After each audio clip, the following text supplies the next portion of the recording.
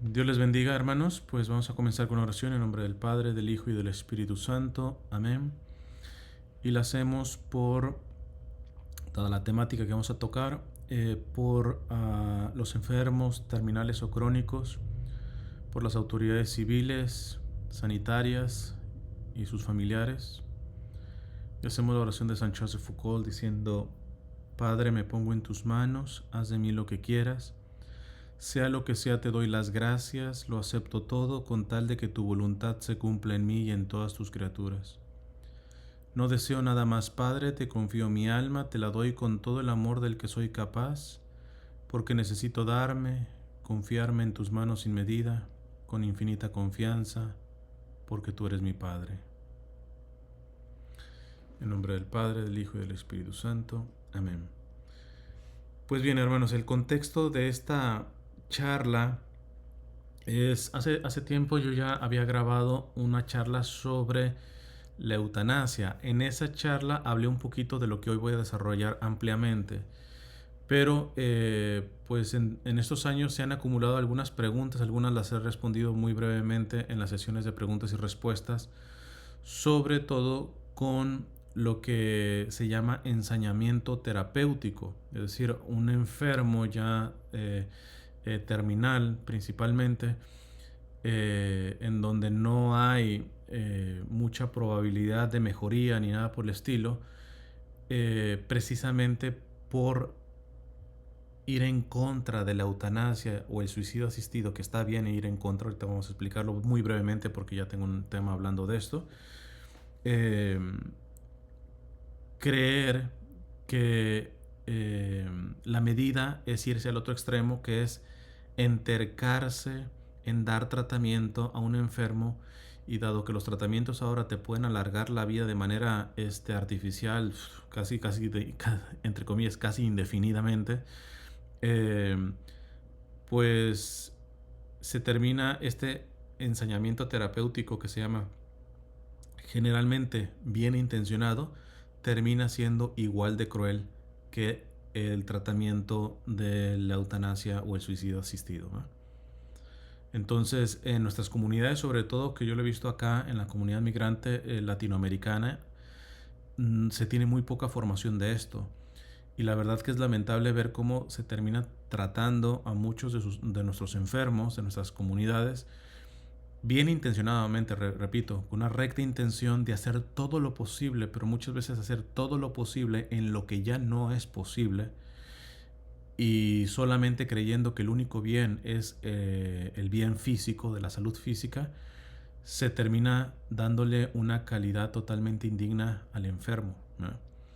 Entonces, yo voy a tratar este tema ya de desarrollarlo un poquito más en esta ocasión, porque repito, ya tengo, lo pueden buscar, o si me recuerdo lo dejo en la descripción, un tema en donde me enfoco más con la temática de la eutanasia, ¿no?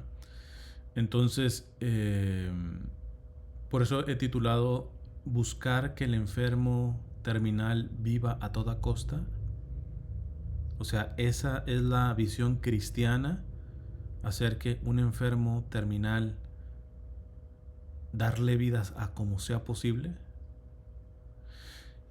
Hay un documento del 2020, la iglesia ha hablado siempre de esto, lo pueden encontrar también en el mismo catecismo, pero en el 2020 sacó un documento reiterando pues la posición de siempre de la iglesia, pero dando matices culturales actuales muy buenos, ¿verdad? Y me voy a basar básicamente en ese documento que se llama Samaritanus Bonus. Pero quiero antes decir un poquito de algo previamente. Esto es del 2020. En el 2002 voy a leer unas declaraciones de Juan Pablo II a la Organización Mundial de Gastroenterología, en donde tocó en este discurso también el tema del ensañamiento terapéutico, porque por lo general ustedes van a ver predicadores, evangelizadores, etcétera, que están duro, dale, en contra de aborto, eutanasia y suicidio asistido. Eh, pero poco hablan del ensañamiento terapéutico. ¿verdad? Entonces, dice Juan Pablo II, voy como flecha porque sí hay mucho contenido que dar. Dice Juan Pablo II en el 2002 a esta Organización Mundial de Gastroenterología: un exasperado ensañamiento terapéutico, incluso con las mejores intenciones. Subrayo esto porque yo sé que sobre todo para nuestra comunidad latina nos es difícil, pero es que estamos haciendo todo porque viva mi papá, porque viva mi mamá, porque viva mi abuelito, el enfermo que sea. Y es una buena intención, pero están absolutizando la salud física, y llevando a una cuestión de vida indigna al enfermo, ¿eh? Entonces, un exasperado ensañamiento terapéutico, incluso con las mejores intenciones, ojo, lo que dice Juan Pablo II, San Juan Pablo II, además de ser inútil, no respetaría en definitiva plenamente al enfermo. Irónico, ¿no? Tú le quieres dar vida a más no poder, pero ya no es útil, ya no hay mucho que hacer. Pues tu buena intención no está respetando, sino faltándole el respeto. Claro, no tienes esa intención, pero lo terminas haciendo. No respetaría en definitiva plenamente al enfermo que ha llegado ya a un estado terminal. Dice en ese discurso también Juan Pablo II, hay que acercarse al paciente con un sano realismo, que esto nos falta. Ay, Dios mío, nosotros, no sé si en nuestra comunidad hispana, porque nos gustan tanto las novelas, Dios mío, hacemos un drama novelero de todas las cosas, ¿va? Y nos montamos películas. Acá Juan Pablo II nos habla, hay que acercarse al paciente con un sano realismo que impida dar a las personas, que impida dar a la persona que sufre la ilusión de la omnipotencia de la medicina. Es cruel este ilusionar a un paciente con que la medicina te va a ayudar o con que este tratamiento, etcétera, cuando ya se sabe que no va bien la cosa, que no hay mucho que hacer ya. Sigue diciendo Juan Pablo II, hay límites que no es humanamente posible superar. En esos casos es necesario saber aceptar con serenidad la propia condición humana. Que parte de nuestra condición humana, no creo que estoy dando el notición del año, es de que los humanos nos morimos. Que hay condiciones psicológicas, heridas emocionales. En nuestra cultura, por ejemplo, latina, muchas veces se mete mucho el machismo y todo ese tipo de situaciones. Eso es otra cosa, que nos ciega ante la realidad. Los seres humanos nos morimos, ¿no?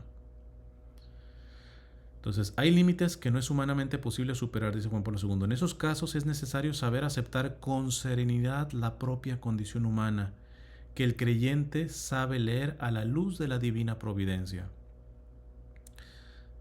Sigue diciendo Juan Pablo II, la complejidad de la persona humana exige que a la hora de suministrar el tratamiento necesario, se tome en consideración tanto el espíritu como el cuerpo. Lo vamos a ver más adelante.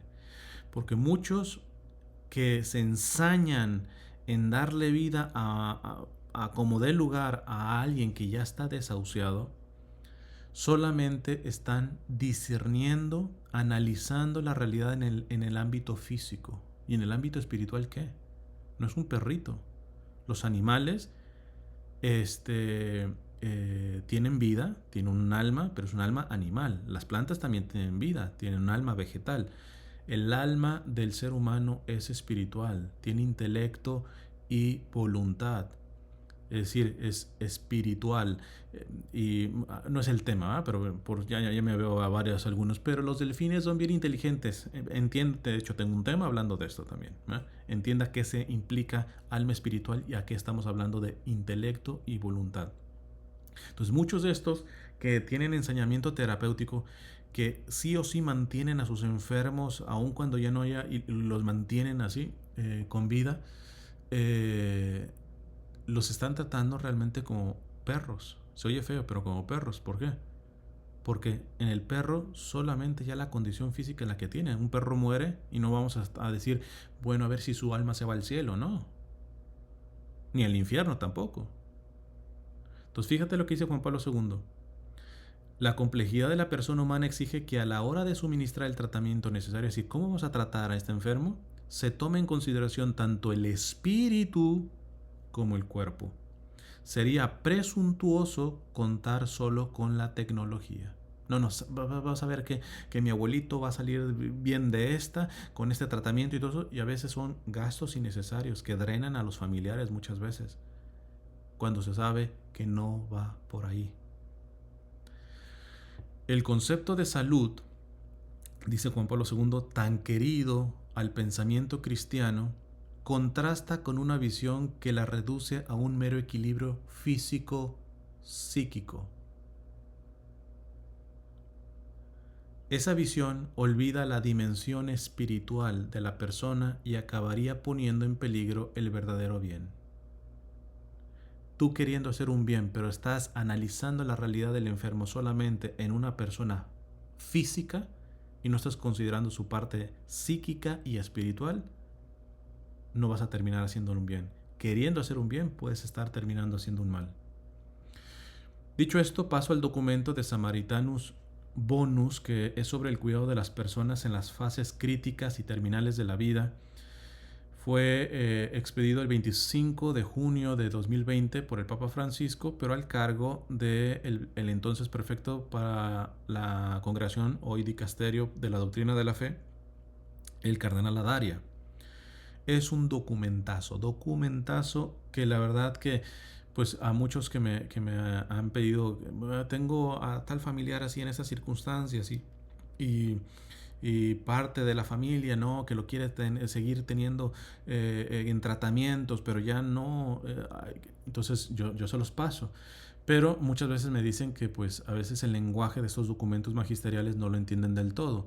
No voy a explicar todo el documento, me llevaría, esto es como para 3 charlas más o menos. De hecho no sé cuánto se va a alargar esta, pero voy a tratar de hacerlo más breve y me voy a tratar de centrar en lo que este documento habla sobre el ensañamiento terapéutico. Tengo que necesariamente dar puntos de introducción para que se pueda entender, ¿verdad? Entonces, vamos a llegar al ensañamiento terapéutico, pero el contexto es sumamente importante, ¿verdad? Entonces, comienzo con algunas recomendaciones que da el documento. No lo dice con estas palabras, pero son palabras que los que ven mi material, la han escuchado. Ciencia versus cientificismo, ¿no? La ciencia es buena y la iglesia apoya la ciencia. La iglesia inclusive tiene institutos científicos, tiene un observatorio, por ejemplo, en el Vaticano, ¿no? Entonces, pero se cuida de caer en el cientificismo. El cientificismo es el que quiere explicar todo, y cuando digo todo, prácticamente, en el marco de la ciencia. Y la ciencia no lo puede explicar todo, porque está sujeto, por ejemplo, en este sentido, a la materia, a las leyes de la materia. Pero espérate, como siempre suelo decir, ¿las leyes de la materia son materiales? ¿No? No voy a meter a profundidad en esta cuestión, pero hay quien necesita solamente tener respuestas científicas. El problema es que cuando se trata del ser humano, discúlpame, la ciencia se va a quedar corta, porque el ser humano excede al marco que estudia la ciencia, ¿no? Y cuando uno se reduce a lo que dice la ciencia, termina cometiendo graves problemas a nivel ético y moral, ¿no? De la dignidad humana sobre todo, ¿no? Entonces dice este documento, voy a decir el Papa Francisco, porque finalmente está firmado por él lo aprobó, pero fue preparado por el cardenal Ladaria de la Congregación para la Doctrina de la Fe. Dice, el extraordinario y progresivo desarrollo de las tecnologías biomédicas ha acrecentado de manera exponencial las capacidades clínicas de la medicina en el diagnóstico, en la terapia y en el cuidado de los pacientes. Nadie niega que hoy la ciencia, lo repito, el ensañamiento terapéutico hoy es mucho más grave y se tiene que entender por qué.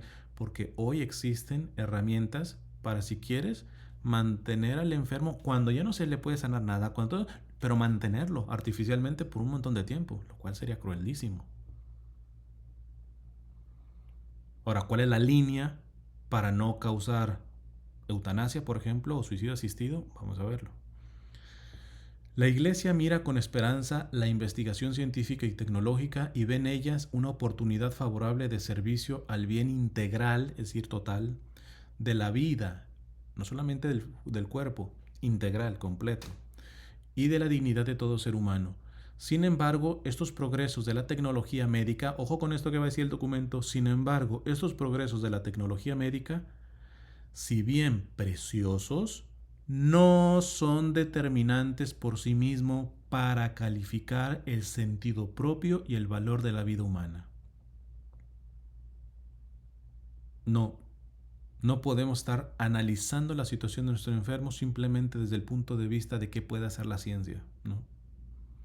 De hecho, todo progreso en la destreza de los agentes sanitarios reclama una creciente y sabia capacidad de discernimiento moral para evitar el uso desproporcionado y deshumanizante de las tecnologías.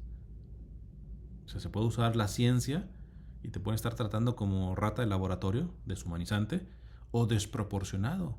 Ya no te tendrían que estar dando tratamiento, te tendrían que dar paliativos, o sea, para el dolor.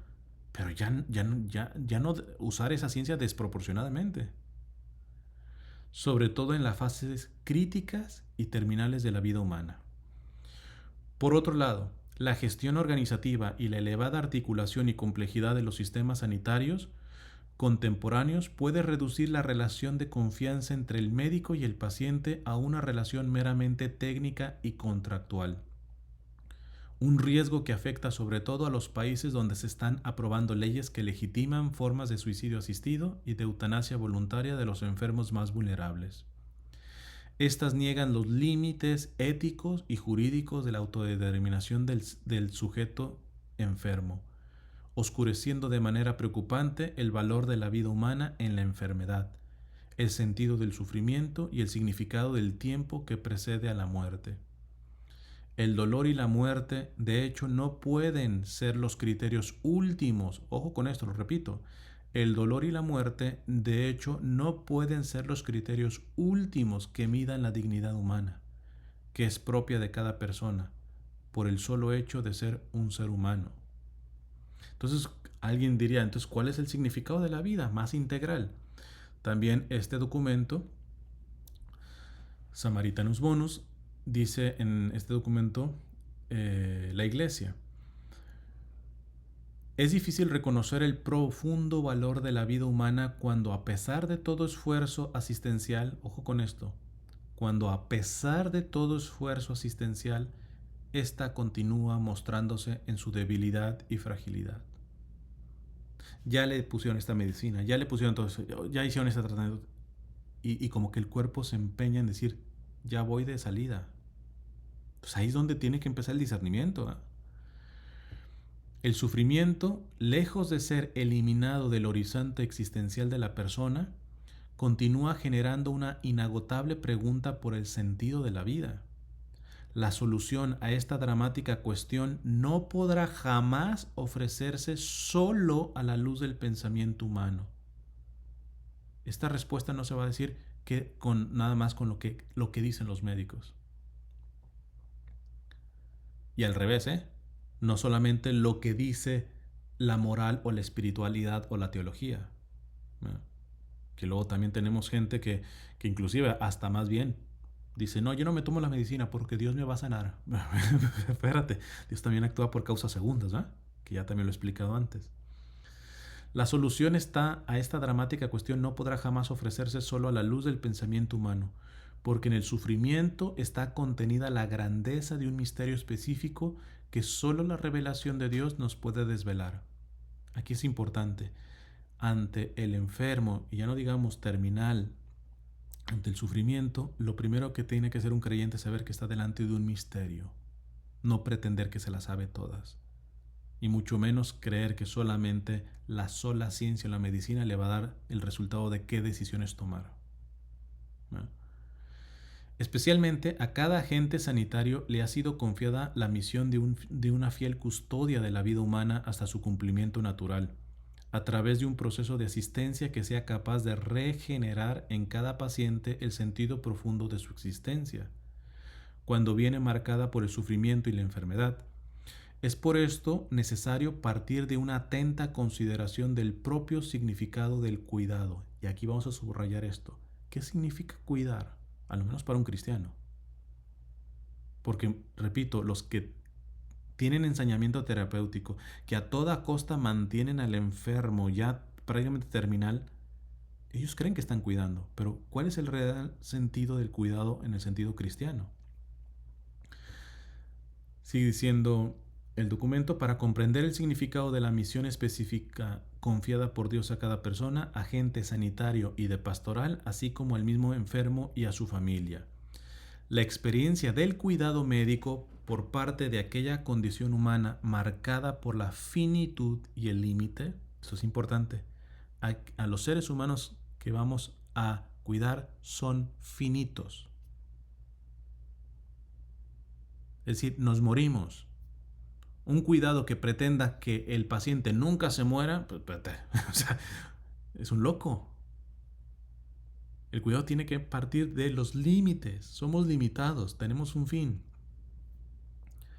Terrenalmente hablando, sabemos que el alma no termina como tal y que en el juicio final nuestro cuerpo resucitará, pero ya será un cuerpo glorificado, no atendiendo las leyes de la materia que hoy nuestro cuerpo está sujeto a ellas.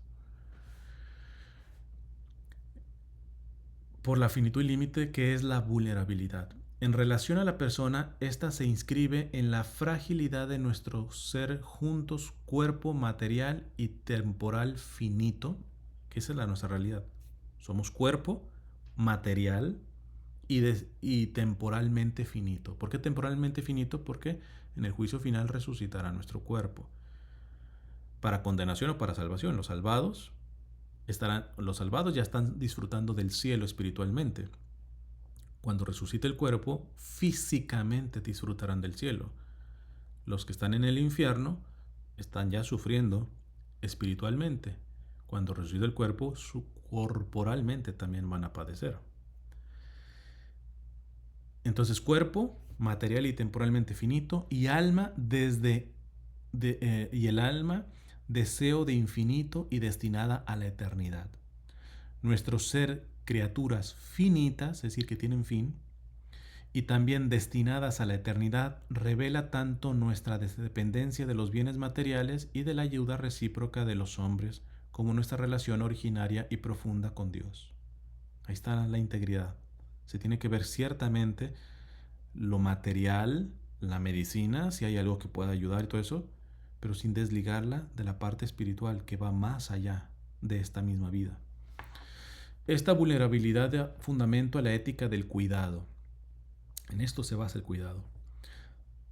De manera particular en el ámbito de la medicina, entendida como solicitud, premura, coparticipación y responsabilidad hacia las mujeres y hombres que se nos han confiado porque están necesitados de atención física y espiritual.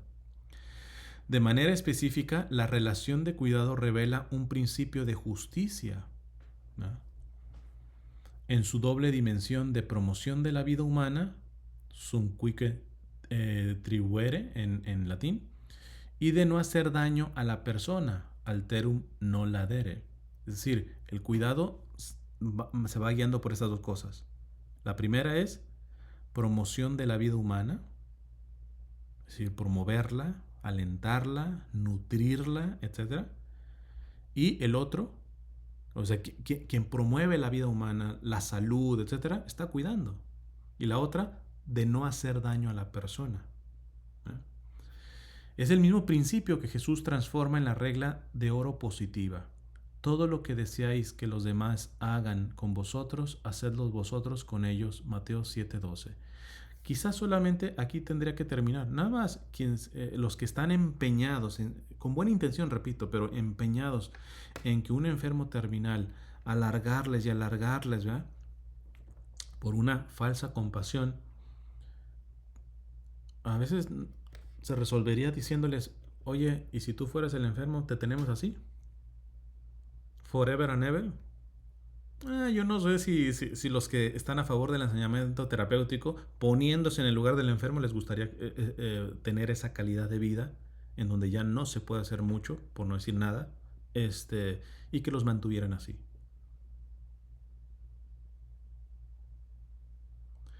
Es la regla, dice el documento, que en la ética médica tradicional, y esto viene hasta antes de Cristo, esta regla que va a dar, encuentra un eco en el aforismo primum non nocere, que lo que significa es primero no hacer daño. Primero no hacer daño. Es el principio básico.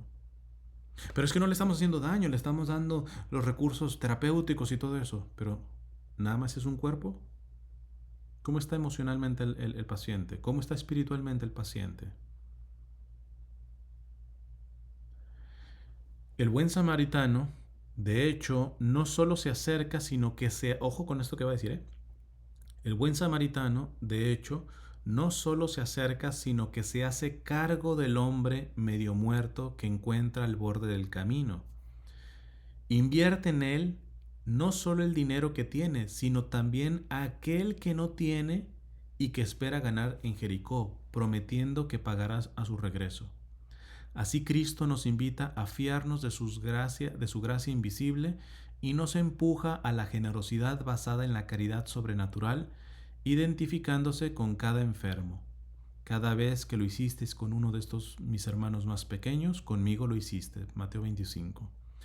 La afirmación de Jesús es una verdad moral de alcance universal. Se trata de hacerse cargo de toda la vida y de la vida de todos, para revelar el amor originario e incondicionado de Dios, fuente del sentido de toda vida. Claro, repito, no es el tema, estamos ahorita en solamente enseñamiento terapéutico, pero hay quienes quieren sacar ventaja de esto. La iglesia está en contra del enseñamiento terapéutico, pero porque ya no quieren soltar dinerito, cuando en realidad todavía se puede hacer algo. Entonces, ni tanto que queme al santo, ni tanto que no le alumbre. Tanto aquellos que drenan a las familias, a los familiares, económicamente en tratamientos que ya no tienen resultado y que lo único que alargan es la agonía de la persona, como en el caso donde sí se puede hacer y por tacañería, ya no queremos soltar. Aquí nos está poniendo al samaritano que da e inclusive promete dar de lo que no tiene. ¿Por qué? Porque va a ir a conseguirlo, sabiendo que Dios proveerá. ¿Por qué? Porque está haciendo un acto de misericordia. Espero que se alcance a ver la diferencia, porque tan injusto es para con el enfermo no invertir todo lo que se pueda invertir humanamente y razonablemente, como seguir invirtiendo económicamente, por ejemplo, en algo que ya no tiene solución. Eso también es una cuestión injusta.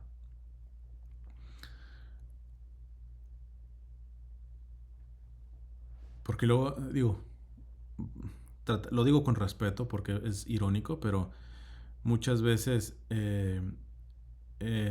familias que tienen ensañamiento terapéutico se drenan económicamente y después, por todo el estrés que genera el drenaje económico, entran en enfermedades psicosomáticas y los siguientes enfermos a pasar al hospital son ellos. Entonces, o sea, tienen que cuidar. Es más, una vez repito todo esto con mucho respeto, porque detrás de esto la mayoría de veces siempre hay buena intención. Me recuerdo a mi papá la primera vez que tuvo unas complicaciones de salud que al final lo llevaron a la muerte, pero bueno, tuvo este eh, una cuestión grave y todo esto, y mi mamá me habla desesperada, pero desesperada, desesperada, desesperada. La vi tan desesperada mi mamá que yo le dije, a ver, intenta calmarte porque si no vamos a hacer dos funerales. Vamos a hacer dos funerales. O un padrecito famoso, no voy a decir el nombre, aunque creo que lo ha contado públicamente, ¿eh? Pero por si acaso no, su papá se cayó de las escaleras, una cosa así, y quedó inconsciente como si fuera muerto. La esposa lo encuentra y del susto de como quería creer que se le murió, le da un paro cardíaco y se murió. Y el señor vivo y la señora se murió. Entonces muchas veces en el ensañamiento terapéutico está generando futuros enfermos. Si yo me termino enfermando por cuidar a un enfermo en donde todavía es posible hacer algo, vale el sacrificio. Démosle. Económico, físico, mental, etcétera. ¿Por qué? Porque cada vida es digna. Pero no tiene sentido cuando ya no hay mucho o prácticamente nada que hacer y seguir invirtiendo emocionalmente, físicamente, económicamente. ¿Por qué? Porque lo único que estás haciendo es enfermándote, pero de a gratis, porque no tiene solución. Entonces, el ser manso es no ser menso, ¿ok? Hay que discernir esta parte y este documento nos ayuda mucho en esto. Ciertamente la medicina debe aceptar el límite de la muerte como parte de la condición humana. Llega un momento en el que ya no queda más que reconocer la imposibilidad de intervenir con tratamientos específicos sobre una enfermedad que aparece en poco tiempo como mortal. Es un hecho dramático que se debe comunicar al enfermo con gran humanidad. Que luego uno cree que le hace un favor al enfermo no diciéndole, ¿eh? Y se debe comunicar al enfermo con gran humanidad y también con confiada apertura a la perspectiva sobrenatural, conscientes de la angustia que la muerte genera, sobre todo en una cultura que la esconde. No se puede pensar en la vida física como algo que hay que conservar a toda costa. Repito, no se puede pensar en la vida física como algo que hay que conservar a toda costa. Algo que es imposible, obviamente, por si no lo sabían, sino como algo por vivir alcanzando la libre aceptación del sentido de la existencia corpórea, solo con referencia a la persona humana en su totalidad unificada, es decir, alma que se expresa en el cuerpo informado por un espíritu inmortal, se puede entender el significado específicamente humano del cuerpo. El objetivo no es vivir forever and ever esta vida, sino que cada momento, incluyendo los de mi agonía, incluyendo los de mi enfermedad, tengan significado. Y en eso uno sí puede, si me permiten el término, ensañarse en ayudar al paciente a que lo que le quede de vida tenga significado. Pero a veces se gastan más las energías en mantenerlo vivo, de manera artificiales, etc. Vamos a seguir más adelante.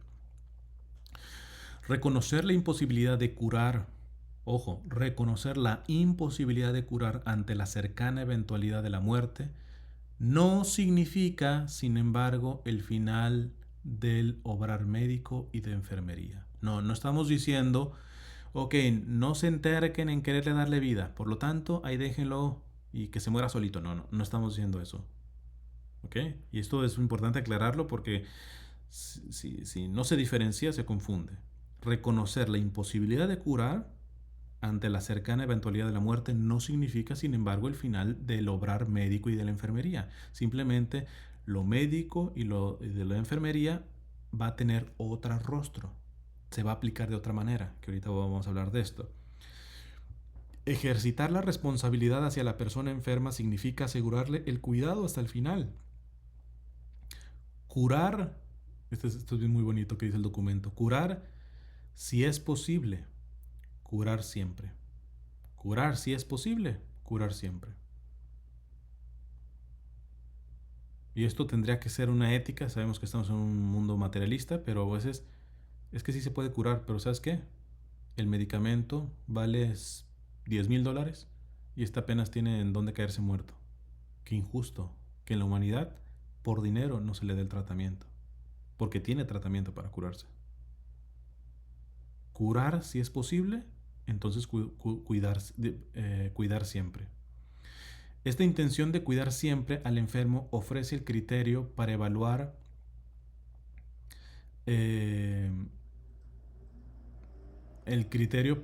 las diversas acciones a llevar a cabo en la situación de enfermedad incurable. Incurable, de hecho, no es nunca sinónimo de incuidable. Que se reconozca que ya no tiene cura no significa que no se le vaya a cuidar. Incurable no significa incuidable. Cuidar siempre hasta donde sea posible. Curar siempre hasta donde sea posible. Pero no se puede curar siempre. Ahora, ¿se puede cuidar siempre? Sí, se puede y se debe cuidar siempre. Curar no está en nuestras manos. Hay que ser realistas. Pero cuidar sí. Porque algo incurable no significa algo incuidable. La mirada contemplativa invita a ampliar la noción de cuidado.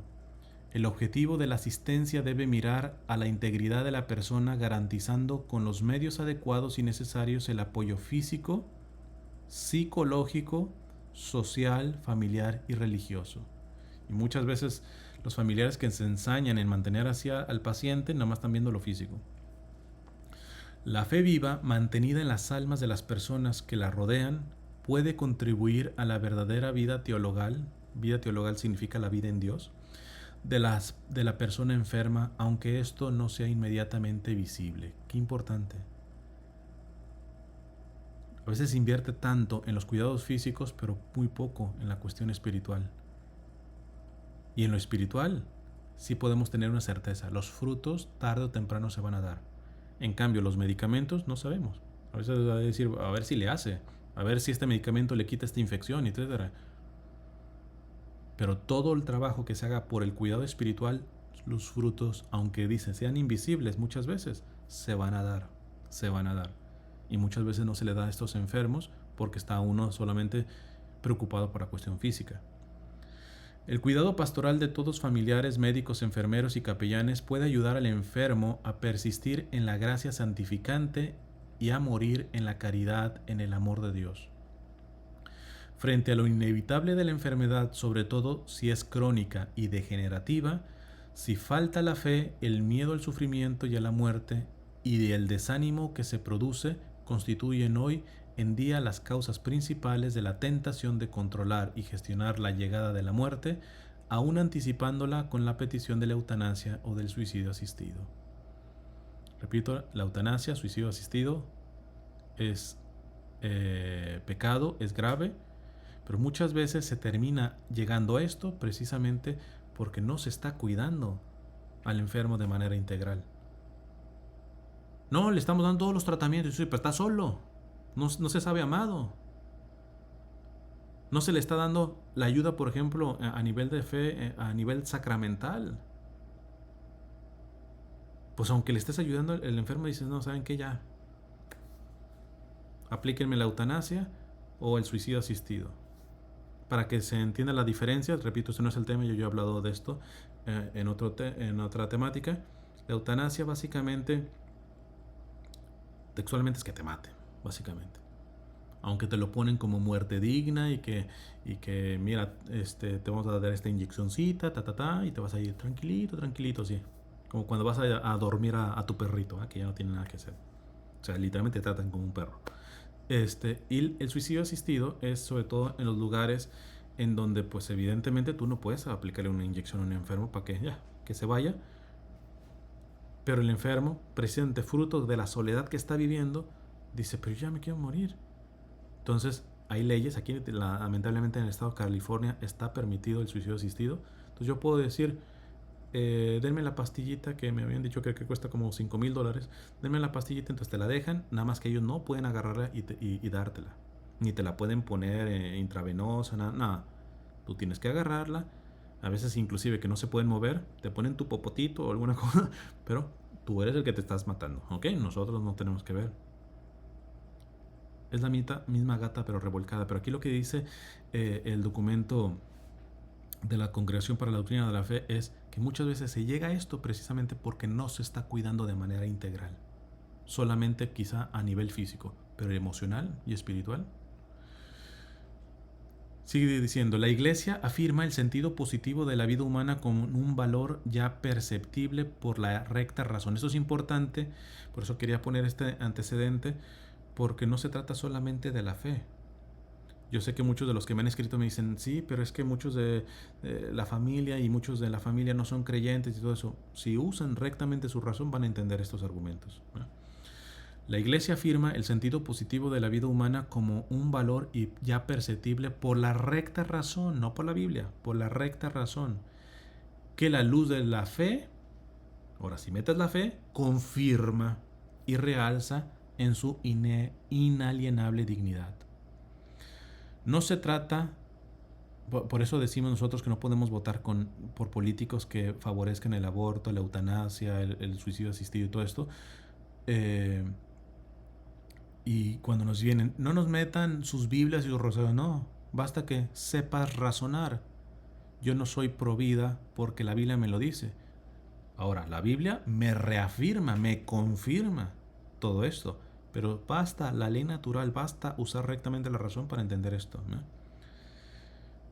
No se trata de un criterio subjetivo o arbitrario, se trata de un criterio fundado en la inviolable dignidad natural, en cuanto que la vida es el primer bien porque es condición del disfrute de todos los demás bienes, y en la vocación trascendente de todo ser humano llamado a compartir el amor trinitario del Dios viviente.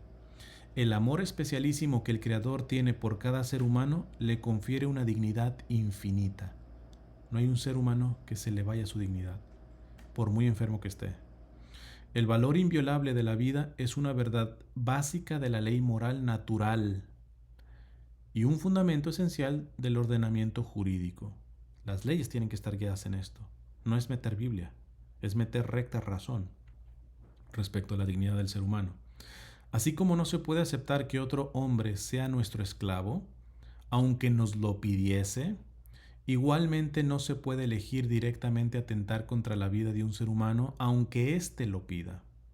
Por lo tanto, suprimir un enfermo que pide la eutanasia no significa en absoluto reconocer su autonomía y apreciarla, sino al contrario, significa desconocer el valor de su libertad, fuertemente condicionada por la enfermedad y el dolor. ¿Qué quieres que piense alguien que no aguanta los dolores? Pues es muy natural que se le atraviese decirse, no, saben que ya. Y el valor de su vida negándole cualquier otra posibilidad de relación humana, de sentido de la existencia y de crecimiento en la vida teologal. Que repito, vida teologal es la vida en Dios.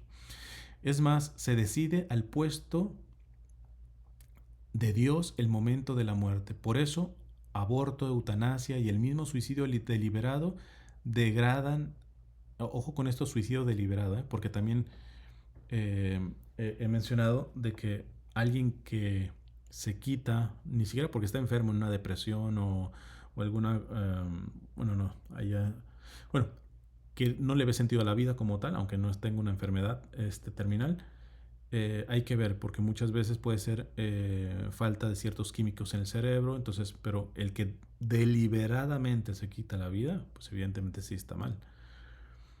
Degrada la civilización humana, deshonra más a sus autores que a sus víctimas y son totalmente contrarias al honor debido al Creador. Entonces, después el documento, a esto sí me lo voy a brincar, voy a leer nada más un párrafito, da un significado de la vida cristológica. ¿Por qué no lo explico aquí? Porque esa parte sí léanla. Creo que es de las partes más claritas, que no necesitan mucha aclaración como las que voy a hacer en otras partes, ¿verdad? Es bastante entendible. En la descripción voy a dejar el link del documento. Si lo leen completo, mejor, ¿verdad?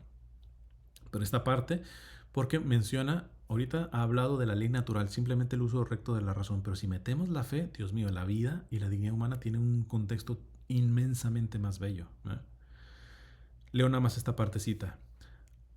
Así, si bien marcada por un tránsito doloroso, la muerte puede convertirse en ocasión de una esperanza más grande. Y muchas veces se mantiene así de manera artificial al enfermo porque los mismos que están decidiendo esto no tienen fe. Y lo peor que le puede pasar al ser humano es la muerte, porque para ellos la muerte es lo peor. Déjeme hacer un paréntesis. La entrevista que tuve con el doctor en liturgia colombiano, el padre, ay, siempre se me olvida su nombre. Bueno, doctor en liturgia y todo esto, que él dice que le da tanta pena ver cómo en las misas, en un funeral, dice, se ve que los católicos no están formados, porque hasta a veces que te piden que les dejen tocar, no sé, la de Amor Eterno, porque es la que le gustaba a mi difuntito, etcétera, te das cuenta que esos cristianos están despidiendo a sus difuntos, no los están pascualizando. Eso y los paganos piensan igual de la muerte, igualito. Es el acabose. En cambio, estos cristianos no ven que un funeral empieza igual que el bautismo. El féretro se pone se viste de blanco, está la vela, está el signo del agua. Es remontarnos a nuestro bautismo. de que esto no termina aquí, y dice que es tristísimo ver, o sea, no significa que no nos duela, hombre, si es tu mamá, lo que tú quieras, dolerá, pero no es un dolor desesperanzador. Y muchos tienen ensañamiento terapéutico con sus enfermos porque no tienen fe, porque ellos sí creen que lo peor que le puede pasar al ser humano es morirse.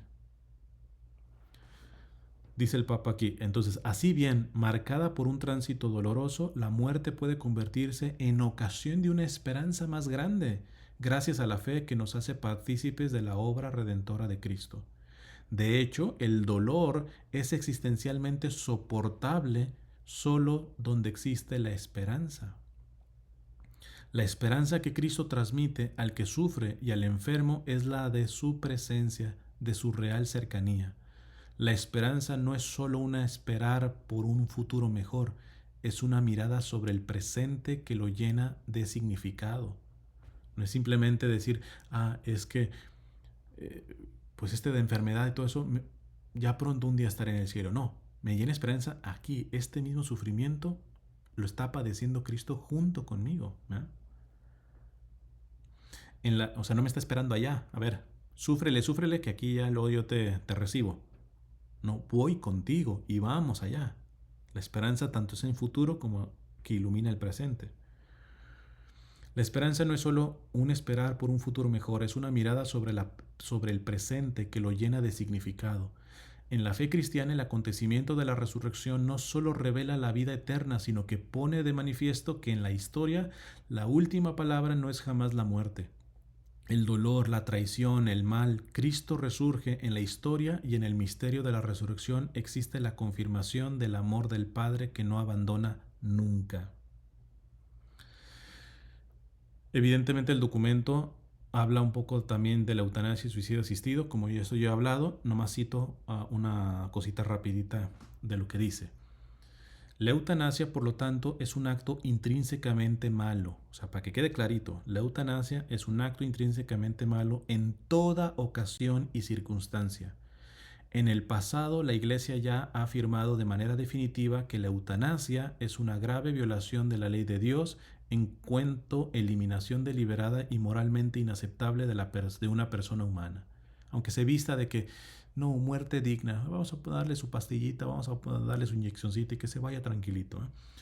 Esta doctrina se fundamenta en la ley natural y en la palabra de Dios escrita. Es transmitida por la tradición de la Iglesia y enseñada por el magisterio ordinario y universal. Está diciendo todo esto para decir, no hay forma católico que te quiera sacar de esto para justificar la eutanasia. Semejante práctica conlleva, según las circunstancias, la malicia propia del suicidio o del homicidio, aunque no le digan eso. Toda cooperación formal o material inmediata a tal acto es un pecado grave. Cooperación formal o material, que te prestes o que consientas a tal acto es un pecado grave contra la vida humana. Ninguna autoridad puede legítimamente imponerlo ni permitirlo. Se trata en efecto de una violación de la ley divina, de una ofensa a la dignidad de la persona humana, de un crimen contra la vida, de un atentado contra la humanidad. Por lo tanto, la eutanasia es un acto homicida que ningún fin puede legitimar y que no tolera ninguna forma de complicidad o colaboración activa o pasiva. No podemos colaborar ni activamente ni pasivamente. Aquellos que aprueben leyes sobre la eutanasia y el suicidio asistido se hacen, por lo tanto, cómplices del grave pecado que otros llevarán a cabo. Y nosotros si votamos por esos políticos. Ellos son también culpables de escándalo porque tales leyes contribuyen a deformar la conciencia, también la de los fieles. Dígase lo mismo para el suicidio asistido. Repito, porque a veces algunos lo confunden, ya ahorita hice la diferencia entre eutanasia y el suicidio asistido. Dice, dígase lo mismo para el suicidio asistido. Tales prácticas no son nunca una ayuda auténtica al enfermo, por mucho que te las pinten así, sino una ayuda a morir, es decir, a matarlo. La eutanasia y el suicidio asistido son siempre un fracaso de quienes lo teorizan, de quienes lo deciden y de quienes lo practican. Dicho esto, pasamos al ensañamiento terapéutico. Van a ver que era necesario poner todo este contexto porque si no, no se va a entender. El magisterio de la Iglesia recuerda que, ojo con esto que voy a decir, ¿eh?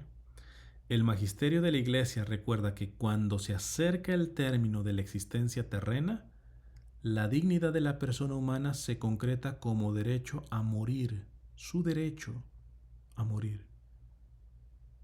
Y muchas veces los familiares le evitan ese derecho al enfermo, ya desahuciado, que ya está a las puertas, y se valen de herramientas científicas que, repito, hoy están tan avanzadas que pueden mantener un cuerpo y a la persona casi infinitamente. Qué crueldad. Ni siquiera le respetan el derecho a morirse. No a matarse ni a pedir la muerte. No, el derecho a morir naturalmente, orgánicamente. La dignidad de la persona humana se concreta como derecho a morir en la mayor serenidad posible, no simplemente muerte. Ah, no, pues listo, pues le vamos a respetar y entonces le quitamos el oxígeno, le quitamos todo. Espérate.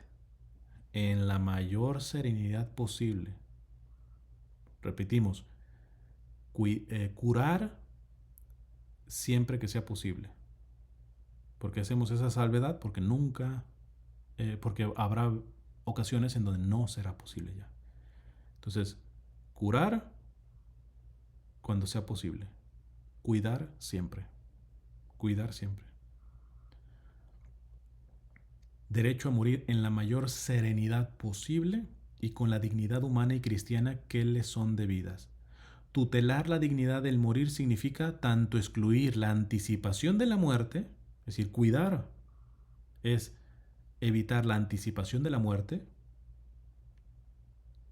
suicidio asistido, eutanasia, como, ojo con esto, está poniendo al igual sentido. Yo sé que les va a doler a muchos, porque creen que teniendo ensañamiento terapéutico están siendo compasivos con sus pacientes y no, son igual de crueles que quienes piden la eutanasia y el suicidio asistido. Con buena intención, repito, salvo la intención, pero están siendo igual de crueles que los que le ponen una inyección para matar al enfermito. Porque fíjate lo que dice aquí el Papa, el documento del Vaticano. Tutelar la dignidad del morir significa tanto excluir la anticipación de la muerte como el retrasarla con el llamado ensañamiento terapéutico, que en términos más mexicanos podría ser entercamiento terapéutico. Tercos a mantener viva a la persona, a darle tratamientos que ya no le están funcionando.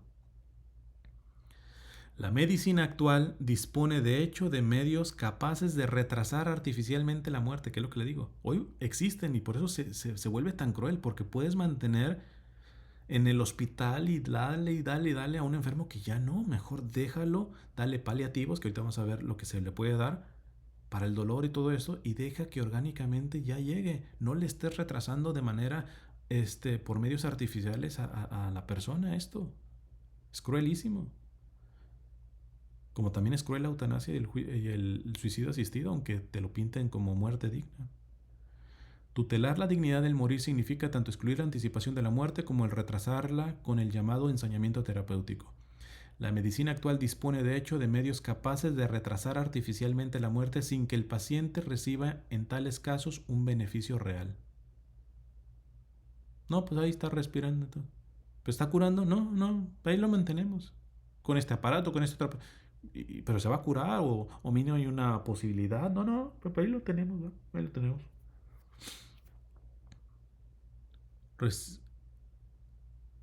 Retrasar artificialmente la muerte sin que el paciente reciba en tales casos un beneficio real. Ante la inminencia de una muerte inevitable, por lo tanto, ojo con esto, es la voz de la Iglesia. Ante la inminencia de una muerte inevitable, por lo tanto, es lícito en ciencia y en conciencia tomar la decisión de renunciar a los tratamientos que procurarían solamente una prolongación precaria.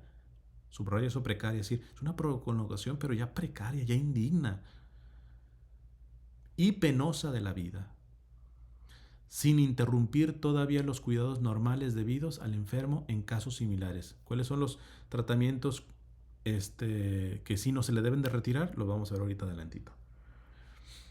Pero los que realmente ya lo único es amplían su sufrimiento y su drama cuando ya no hay cura, esos hay que retirarlos ya.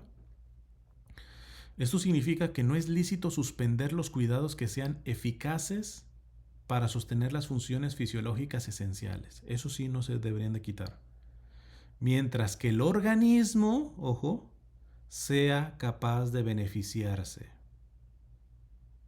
Porque puede haber una cosa que necesitas para respirar, pero se está beneficiando. Pero cuando no, cuando ya no, entonces ahí se tiene que ir viendo la matización, ¿verdad? Y la dosificación. Cada caso es cada caso. Esto es muy complejo.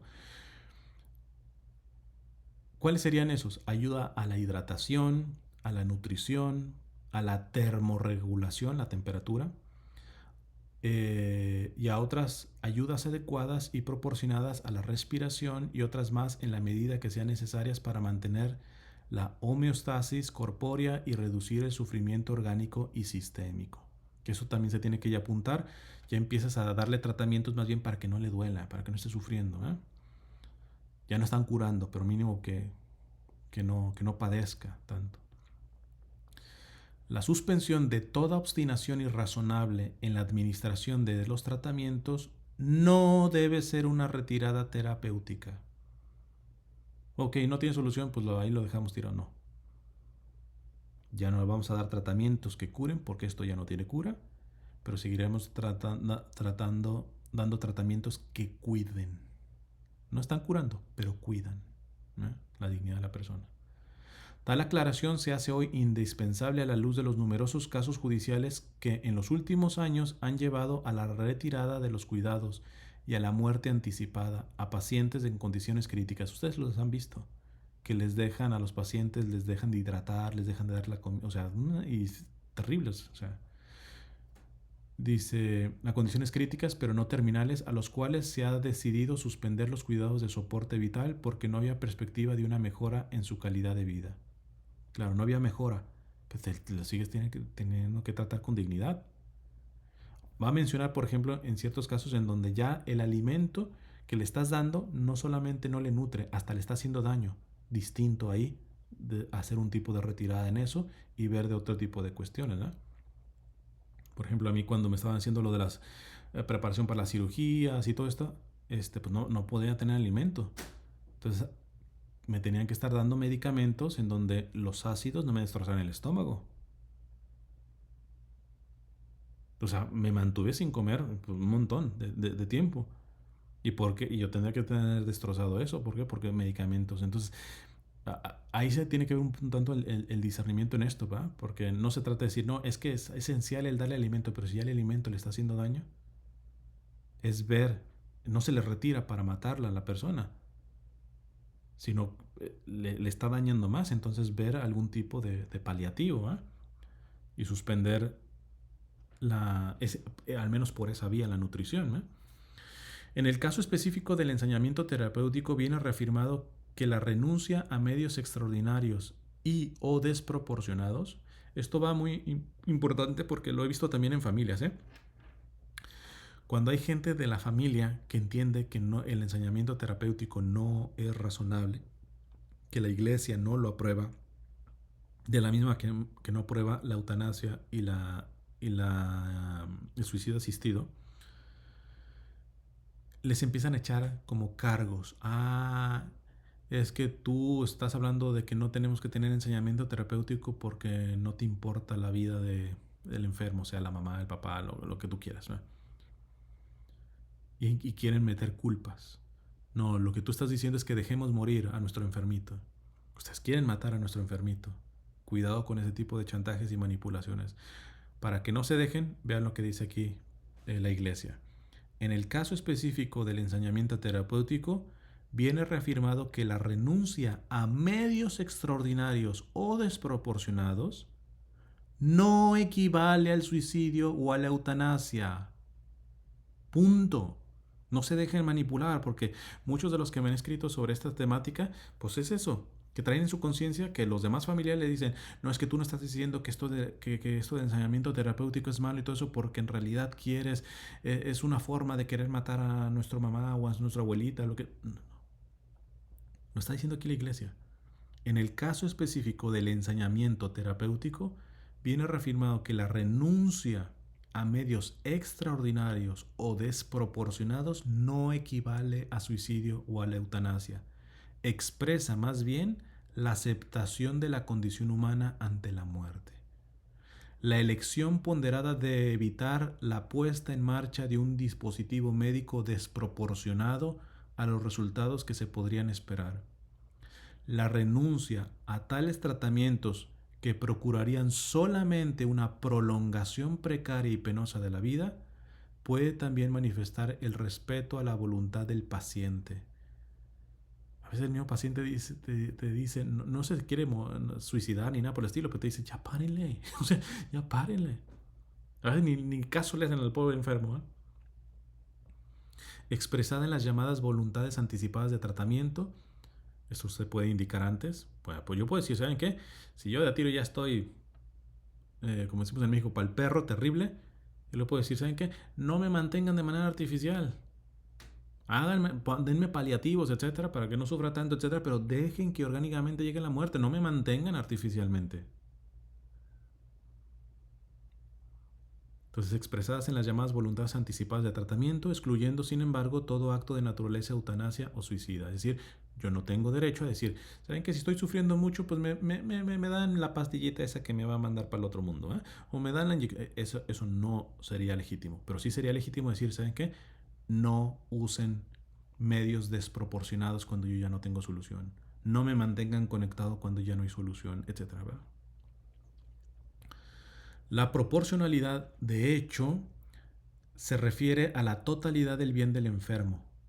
Nunca se puede aplicar el falso discernimiento moral de la elección entre valores, por ejemplo, vida versus calidad de vida. Esto podría inducir a excluir de la consideración la salvaguarda de la integridad personal y del bien vida y el verdadero objeto moral del acto realizado.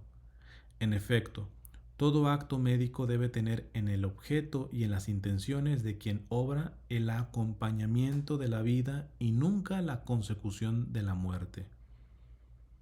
Esto parece redundante, pero para como estamos viviendo, o sea, si te haces médico, si te haces enfermero, enfermera, etcétera, es para salvar vidas. Y ahora da la casualidad que ya, por ejemplo, en los lugares donde la eutanasia, como en Holanda y todo esto, no solamente el suicidio asistido, sino la eutanasia es legal y todo eso. Y los pobres viejitos ya ni quieren ir al hospital porque dicen, hombre, eso ir a meterme, no sé, entre narcotraficantes, chance estoy está más protegido que entre los narcos, ¿verdad? Porque curiosamente hoy los que están para salvar la vida parece que procuran la muerte. En todo caso, el médico no es nunca un mero ejecutor de la voluntad del paciente o de su representante legal, conservando el derecho y el deber de sustraerse a la voluntad discordante con el bien moral visto desde la propia conciencia. Y es por eso que tenemos que tener cuidado en quién votamos, porque luego se vienen leyes en donde si la enfermera se niega a darle la pastillita para mandarlo al otro mundo o darle la inyeccioncita o el doctor, los mandan a la cárcel, lo mínimo los quitan de sus cargos, ¿verdad? Pero siempre existe la objeción de conciencia y un buen cristiano siempre tiene que, pues háganme lo que quieran, pero yo no voy a contribuir ni a un aborto, ni a una eutanasia, ni a un suicidio asistido. Entonces, ¿cuál es el cuidado del enfermo terminal? Nos sugiere cosas bellísimas aquí el documento del Vaticano, del Papa Francisco y el Cardenal Adaria. Principio fundamental e ineludible del acompañamiento del enfermo en condiciones críticas y o terminales es la continuidad de la asistencia en sus funciones fisiológicas esenciales. Ya no darle tratamientos que no están curando nada, sino remitirse a lo fisiológico, a lo esencial, a lo básico. En particular, un cuidado básico debido a todo hombre es el de administrar los alimentos, alguna manera de nutrirlo. Repito, no necesariamente es darle comida, porque muchas veces la comida le está dañando más, pero nutrirlo de alguna manera. Y los líquidos necesarios para el mantenimiento de la homeostasis del cuerpo, en la medida en que, ojo, aquí está la entre comillas, excepción, en la medida en que y hasta cuándo esta administración demuestre alcanzar su finalidad propia. Si el nutrirlo no lo está nutriendo, no tiene sentido. Pero si sí lo está nutriendo, síguelo nutriendo, no lo desnutras. En la medida en que y hasta cuándo esta administración demuestra alcanzar su finalidad propia, que consiste en el procurar la hidratación. O sea, si le estás dando agua y no hay signos de que se está hidratando, ¿para qué le sigues dando agua? Y la nutrición del paciente. Le sigues dando comida y no lo nutre, todo lo vomita, todo lo saca. Entonces se tiene que ver otras formas para lo esencial, y si no, se tiene que darle paliativos para que sufra lo menos posible. Pero está hablando, el mismo cuerpo te está diciendo, ya estoy en las últimas.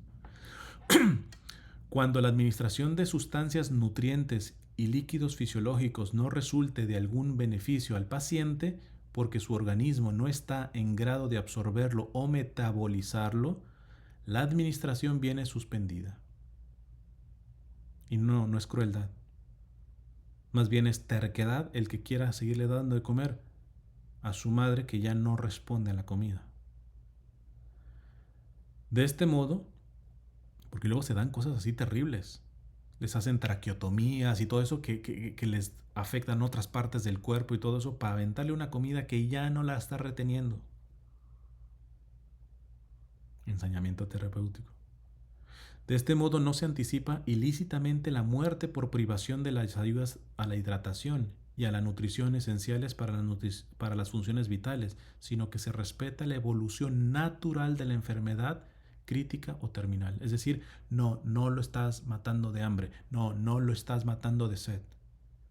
Estás dejando el curso natural del cuerpo que ya te está diciendo, ni asimilo el agua, ni asimilo la comida.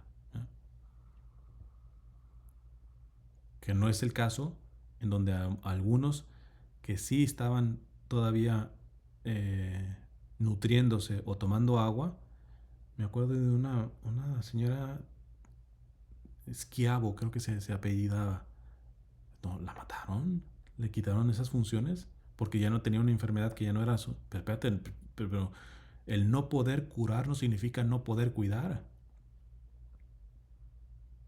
Ha habido casos de bebitos y todo eso que literalmente los matan, los dejan morir de esa manera, ¿eh? Pero este no es el caso.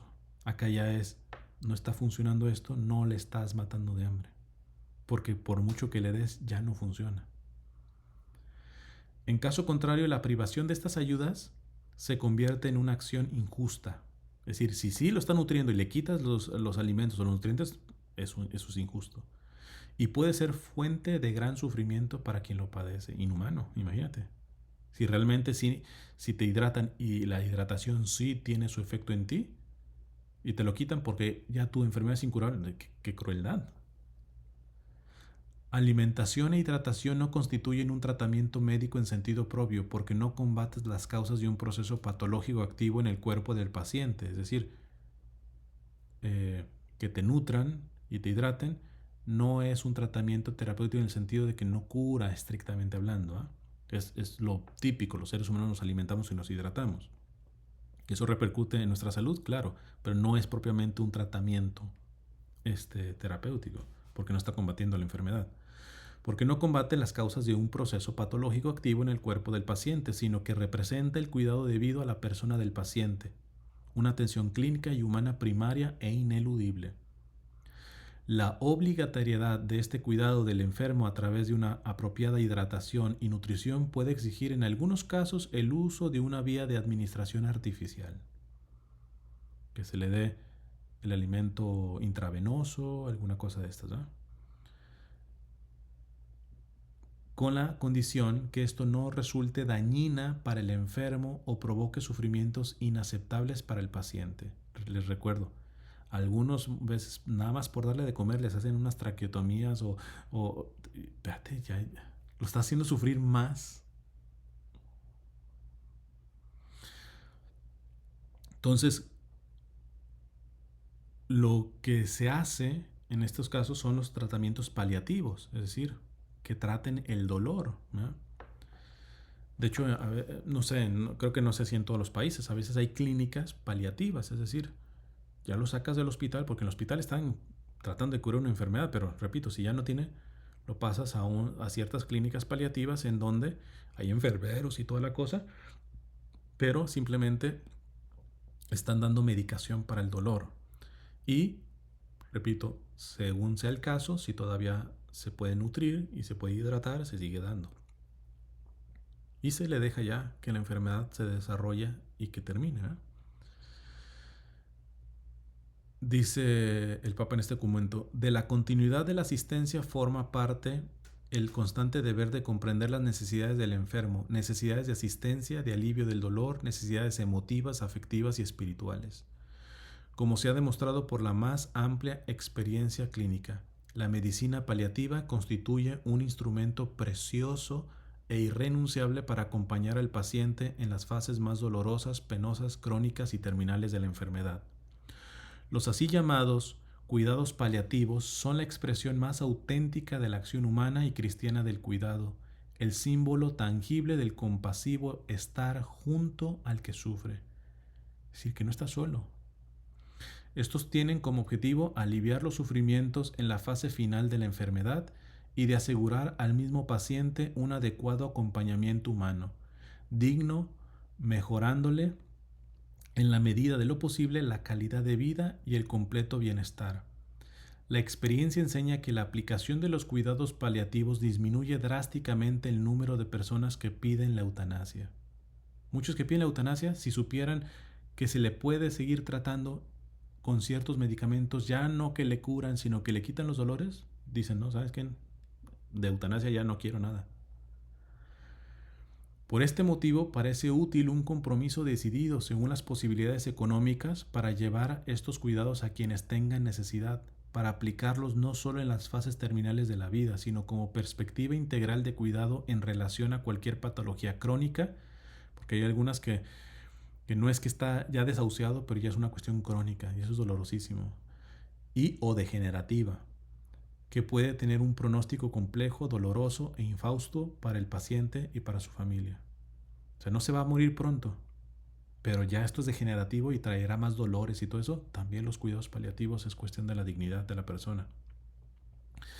La asistencia espiritual del enfermo y a sus familiares forma parte de los cuidados paliativos. Esta infunde confianza y esperanza en Dios al moribundo y a los familiares, ayudándoles a aceptar la muerte del pariente.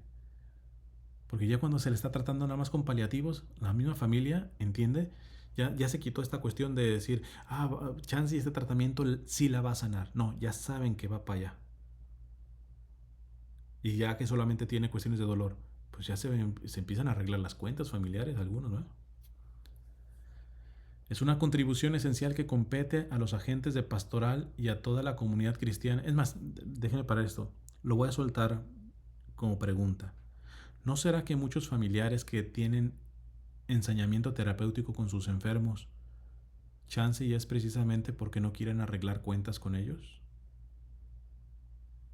En cambio, si dicen, esto ya no tiene solución, científicamente todo, vamos a darle paliativos, por lo tanto ya entramos en otro plano. Ya no es se va a sanar o se va a curar, sino vamos a ayudarla a morir dignamente de manera orgánica y natural.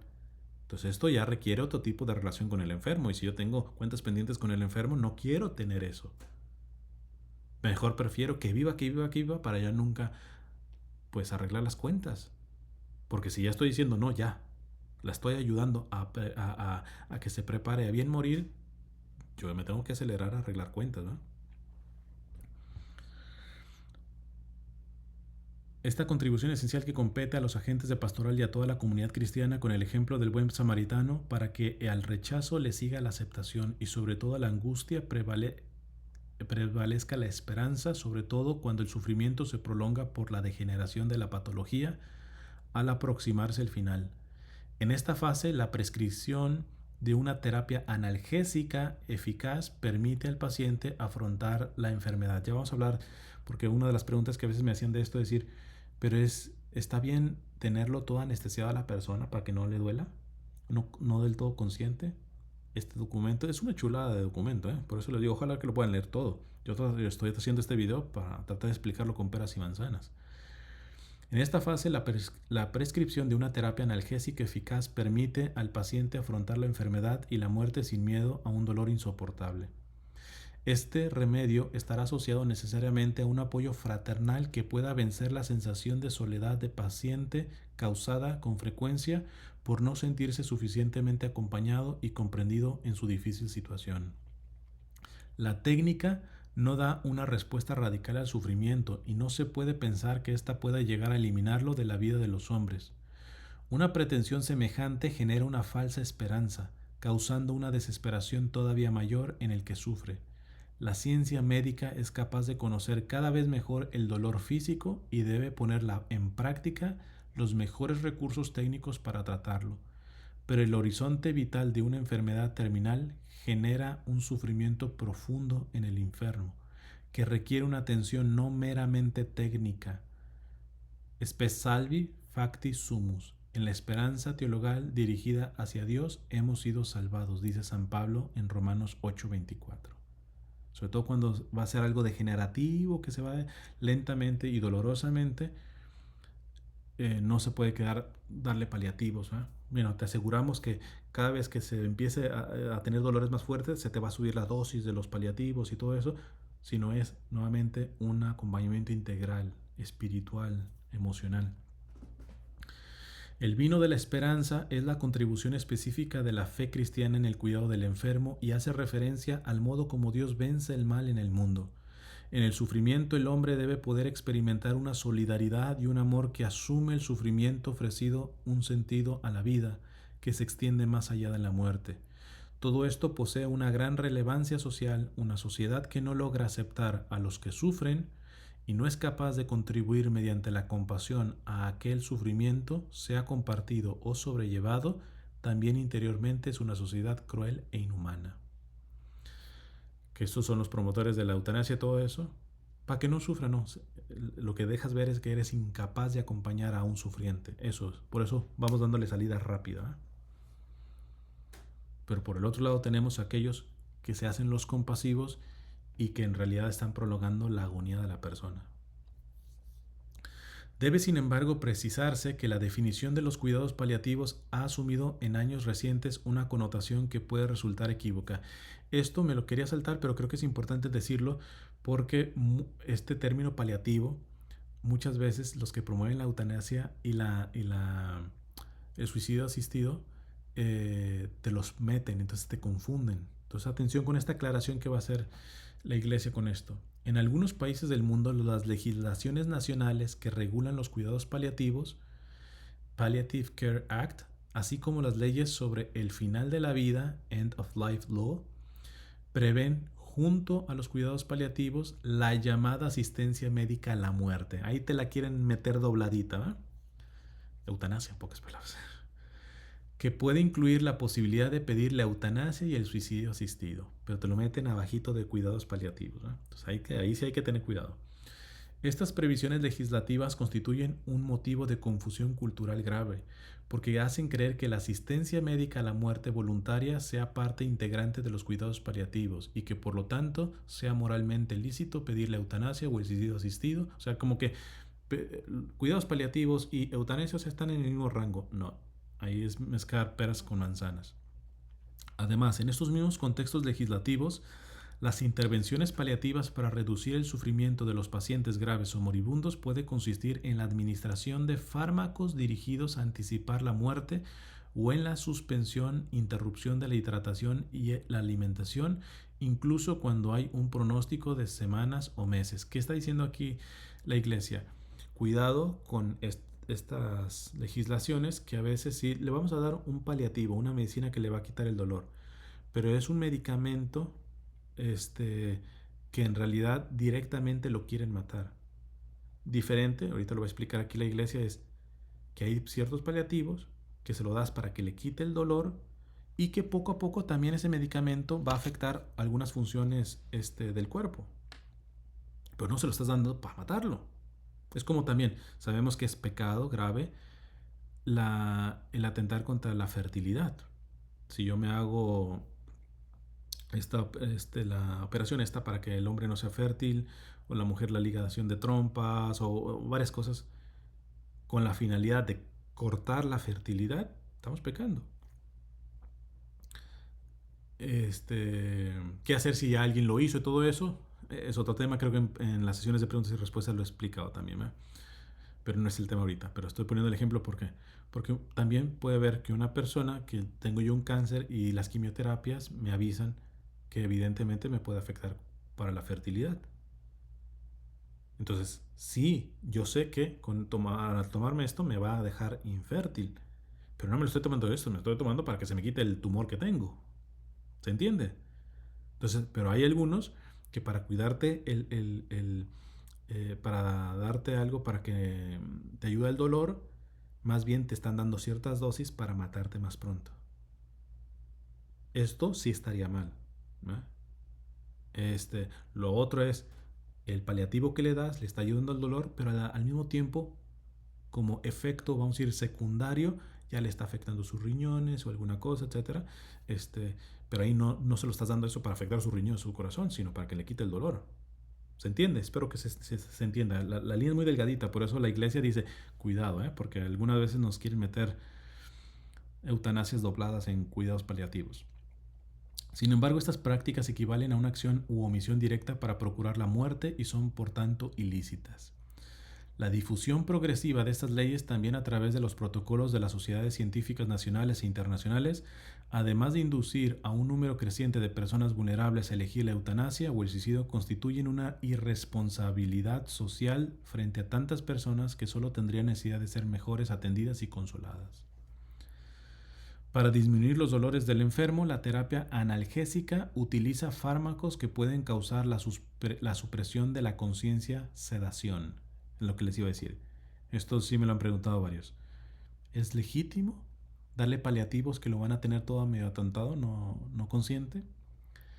Dice la iglesia, un profundo sentido religioso puede permitir al paciente vivir el dolor con un ofrecimiento especial a Dios en la óptica de la redención. ¿Cuántos santos se negaron a tomar morfina o cualquier tipo de paliativo porque dijeron, quiero sentir este dolor y unirlo a Cristo en la cruz? Evidentemente eso habla de una maduración en la fe grande. ¿Todos lo tienen? No. Entonces hay que hacer su excepción. Pero primero la iglesia reconoce, muchos pueden decir, es que este analgésico que me vas a dar me va a tener atontado, me va a tener sedado. Yo quiero estar consciente, aunque me duela, pero quiero estar consciente, ¿verdad? Ofreciendo y uniendo mis sufrimientos a los de Cristo, lo que sea. Pero hay gente que no. Y no significa que sea más santa o menos santa. Muchas personas quizás tengan dificultad con esto. Entonces, por eso dice la iglesia. Sin embargo, la iglesia afirma la licitud, ¿qué es lícito? La licitud de la sedación como parte de los cuidados que se ofrecen al paciente. Es decir, si los dolores son muy fuertes, no le puedes decir a tu enfermito, aguante su cruz con Cristo. No. El paciente tiene todo su derecho legítimo de decir, no, cédenme. De tal manera que el final de la vida acontezca con la máxima paz posible y en las mejores condiciones interiores. Esto es verdad también en el caso de tratamientos que anticipan el momento de la muerte, sedación paliativa profunda en fase terminal. Siempre en la medida de lo posible, con el consentimiento informado del paciente.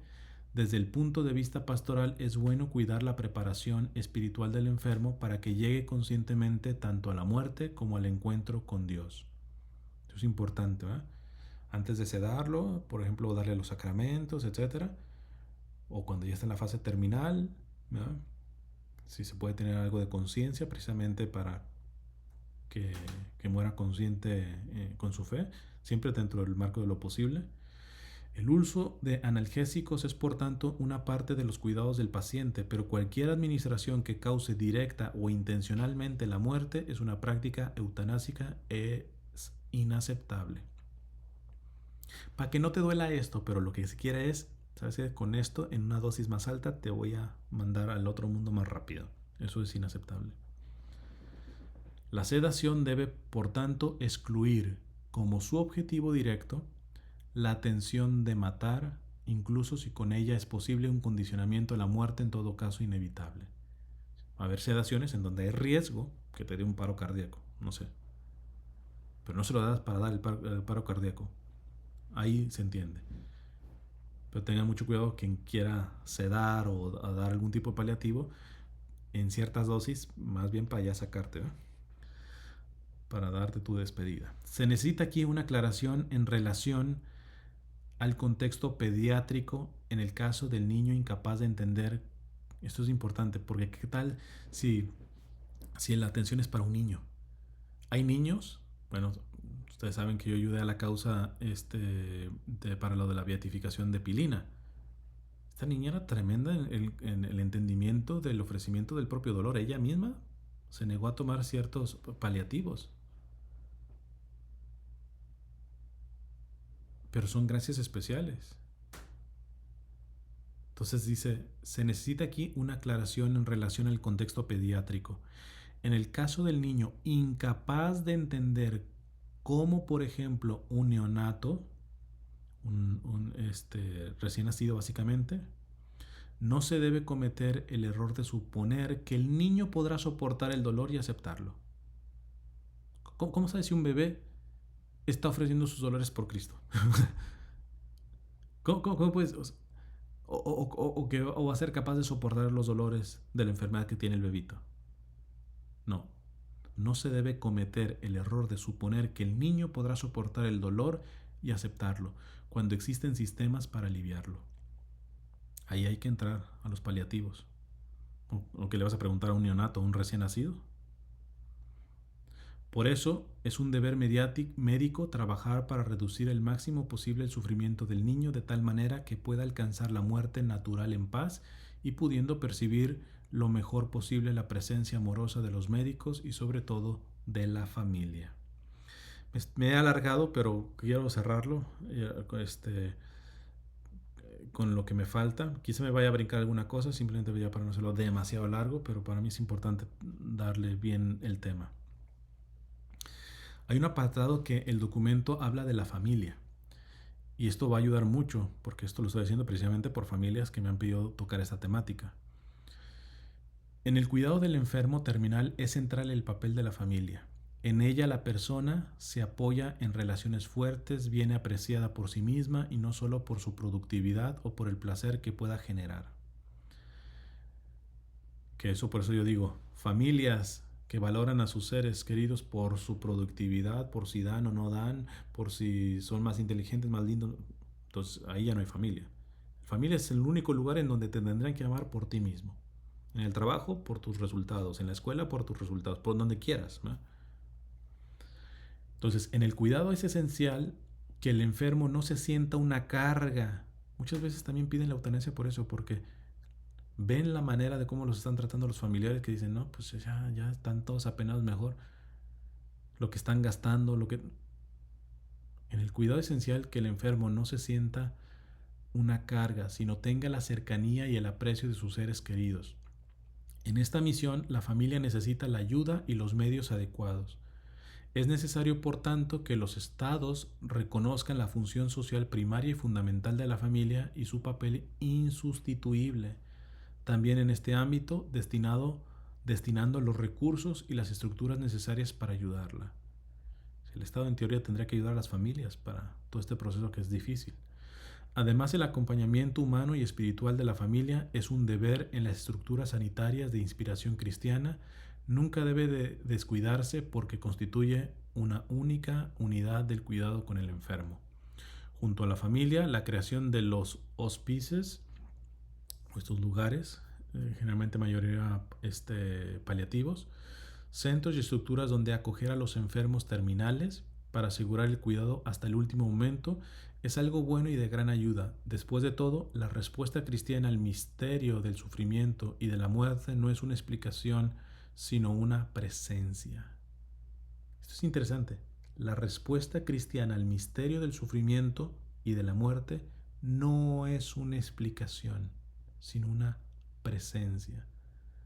Me hace recordar a don Enrique Suárez, este gran obispo brasileño, que decía, es interesante que Cristo no nos dio clases sobre el sentido del sufrimiento en el sentido académico y todo eso.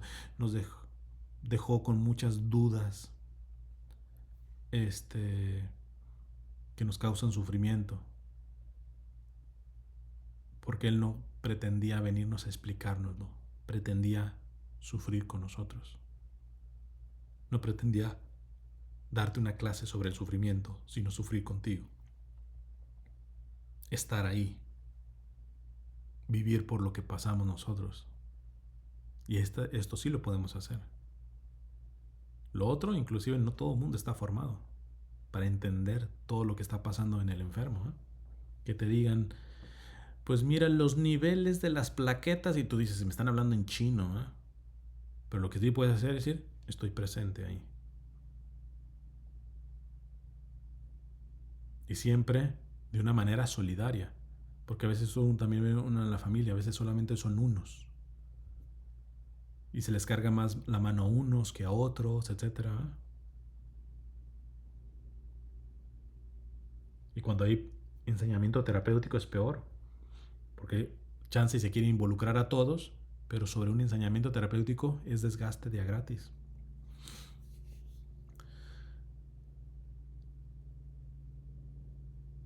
Dice, después de todo, la respuesta cristiana al misterio del sufrimiento y de la muerte no es una explicación, sino una presencia, que se hace cargo del dolor, lo acompaña y lo abre a una esperanza confiada. Estas estructuras se ponen como ejemplo de humanidad en la sociedad, santuario del dolor vivido, con plenitud de sentido. Por esto, debe estar equipadas con personal especializado y medios materiales específicos de cuidado, siempre abiertos a la familia. A este respecto, pienso en lo bien que funcionan los hospicios para los cuidados paliativos, en los que los enfermos terminales son acompañados con un apoyo médico, psicológico y espiritual cualificado, para que puedan vivir con dignidad, confortados por la cercanía de sus seres queridos, la fase final de su vida terrenal. Espero que estos centros continúen siendo lugares donde se practiquen con compromiso la terapia de la dignidad, alimentando así el amor y el respeto por la vida, dice el Papa.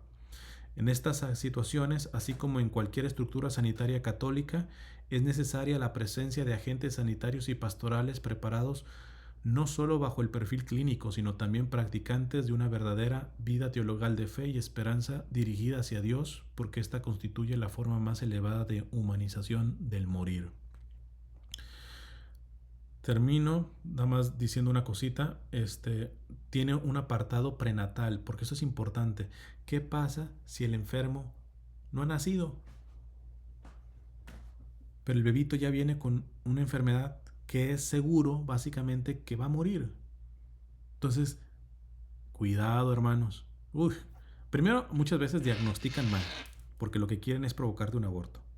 No, su niño trae una deformación, como decía el padre Jorge Loring, ¿va? No me acuerdo qué Miss Universo le habían dicho esto a su mamá cuando ella estaba en su vientre. No, viene con una deformación, va a ser un monstruo, abórtela. El padre Loring dice, la señora muy bien no aceptó y nació esa niña y claro que era un monstruo, pero de belleza. De belleza. Entonces, primero que tengan mucho cuidado. Yo les voy a tengo que grabar un video sobre esto, pero aquí no tengo en la mano, no, una tarjetita hay una clínica Provida, creo que, si me la pasas, please. Por ahí la tengo,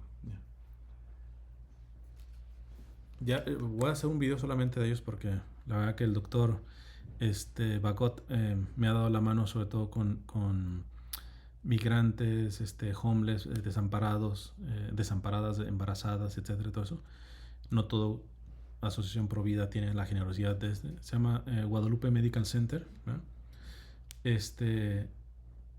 Y la voy a promover, ¿por qué? Porque no solamente es para las personas o que quieren abortar, pero ya más bien para ayudarles, etcétera, sino cualquier mujer que quiera, al menos aquí en Los Ángeles, saber que la va a tratar un médico pro vida, que si te dice el niño sí trae una cuestión cardíaca, puedas creerle y no simplemente es un médico que te está diciendo un pretexto para que abortes. Qué importante es pedirle la gracia a Dios, buscar bien, llevarse su tiempo para que tu ginecólogo, para que todos estos médicos con los que va a estar tu fertilidad, tus embarazos, etcétera, sea gente que si te va a decir que viene mal el bebé, es porque viene mal, no un pretexto para abortar, ¿verdad? Pero aunque verdaderamente sí viniera mal, entonces muchos dirían, pues es que, mira, va a nacer y va a durar 3 minutos saliendo. 3 minutos. Primero, sentido común. Ahorita les voy a dar lo que dice el documento, pero sentido común. Bueno, si va a durar 3 minutos, dejémosle vivir sus 3 minutos. ¿Cuál la prisa en matarlo antes? Dice este documento que también es muy bello el aporte. Dice, en el caso, dice el Papa en este documento, en el caso de las llamadas patologías prenatales, es decir, antes de nacer, incompatibles con la vida, es decir, que seguramente lo llevarán a la muerte dentro de un breve espacio de tiempo y en ausencia de tratamientos fetales, porque hay tratamientos, ya en muchas enfermedades se pueden estar tratando desde antes de nacer. La ciencia ha avanzado mucho en esto. Pero si hay ausencia de tratamientos fetales o neonatales capaces de mejorar la condición de salud de estos niños, de ninguna manera son abandonados en el plano asistencial, sino que son acompañados como cualquier otro paciente hasta la consecución de la muerte natural.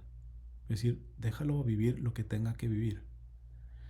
El confort care perinatal favorece en este sentido un proceso asistencial integrado que junto al apoyo de los médicos y de los agentes de pastoral sostienen la presencia constante de la familia. El niño es un paciente especial y requiere por parte del acompañante una preparación específica, ya sea en términos de conocimiento como de presencia. El acompañamiento empático de un niño en fase terminal, que está entre los más delicados, tiene el objetivo de añadir vida a los años del niño y no años a su vida. Todo esto se revela especialmente importante en el caso de aquellos niños que, en el estado actual de conocimiento científico, están destinados a morir inmediatamente después del parto o en un corto periodo de tiempo. Cuidar a estos niños ayuda a los padres. Esto es un argumento que yo ya me parece que de los más bellos. Repito, hay un sentido común que siempre yo decía a la gente. Oye, pues si va a vivir 3 minutos después de nacer, déjalo. ¿Cuál es la urgencia de quitarle la vida? Pero fíjense que es sabiduría la que Dios derrama en nuestra iglesia a través del Papa. Cuidar a estos niños ayuda a los padres a elaborar el luto. Déjalo. Y los 9 meses vas elaborando el luto.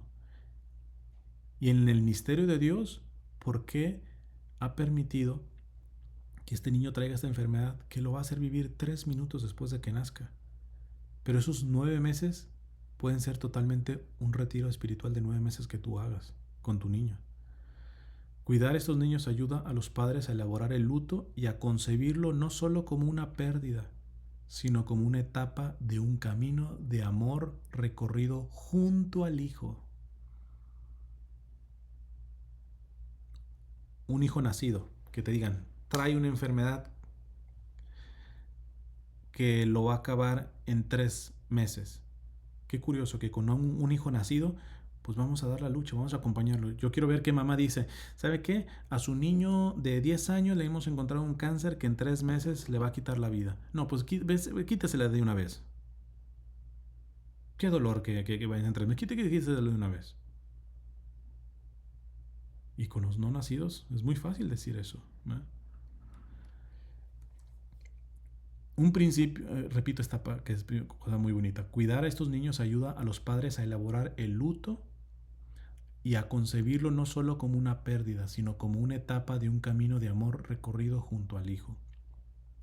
Un principio fundamental de la asistencia pediátrica es que el niño en la fase final de vida tiene el derecho al respeto y al cuidado de su persona, evitando tanto el ensañamiento terapéutico, que no falta quien, no, naciendo, va a durar 3 minutos, no hay solución, no, de alguna manera lo vamos a tener conectado, súper conectado, evitando el ensañamiento terapéutico y la obstinación irrazonable como toda anticipación intencional de su muerte. En la perspectiva cristiana, el cuidado pastoral de un niño enfermo terminal reclama la participación a la vida divina en el bautismo y la confirmación. Que esto es lo que yo he recomendado a personas que han pasado por eso. algunas no se murieron, los niños, milagrosamente, y algunos sí. Pero yo le dije, ¿saben qué? Vayan preparando que apenas salga, bautismo. Si no los dejan estar ahí, hasta el doctor, aunque no sea católico, mientras sea con agua, con la fórmula, yo te bautizo en nombre del Padre, del Hijo y del Espíritu Santo, y quiera dar lo que la iglesia da, aunque el médico sea ateo, ese bautismo es válido. Y si no, el papá o quien sea. Nomás recuerden, tiene que ser materia y forma, ¿eh? Tiene que ser agua, así sea una gotita, hasta recién nacido. Una gotita de agua. Y yo te bautizo. Tiene que decir sí, yo, porque es Cristo. Yo te bautizo en nombre del Padre, del Hijo y del Espíritu Santo. Listo.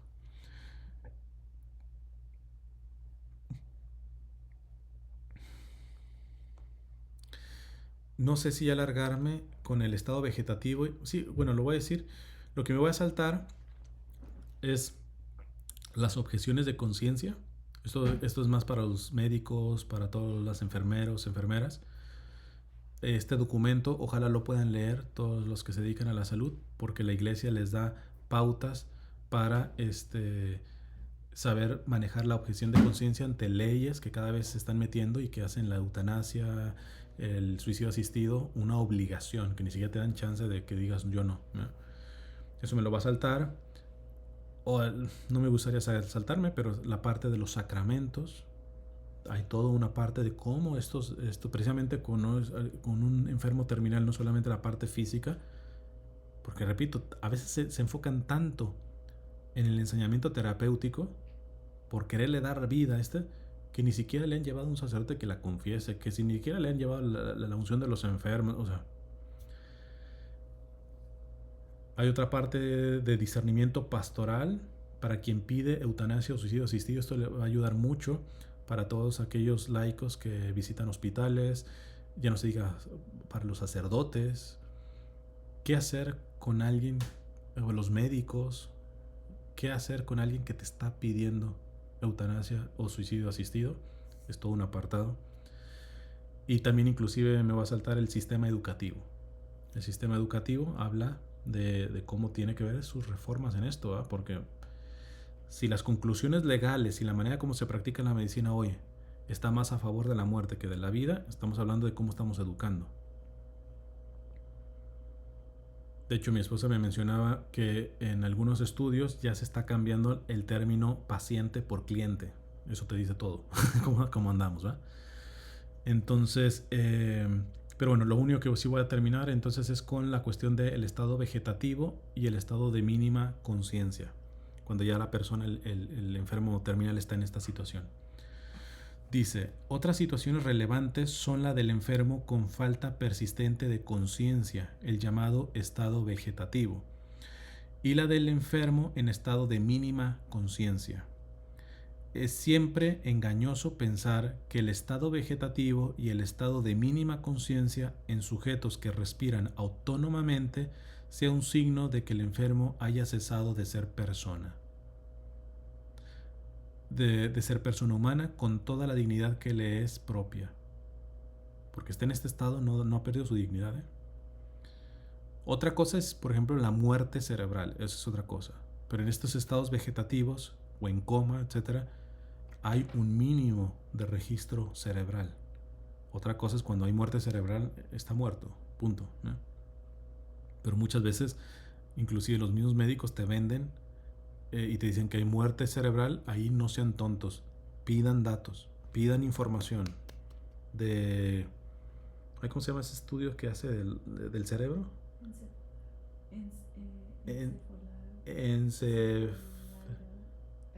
Encefalografía, bueno, un estudio de la actividad del cerebro, probablemente, pídanlo. No, ya tiene muerte cerebral. Muéstrame que tiene muerte cerebral. ¿Eh? Bueno, el estudio bueno, en inglés, ¿cómo es? EEG. En inglés es EEG.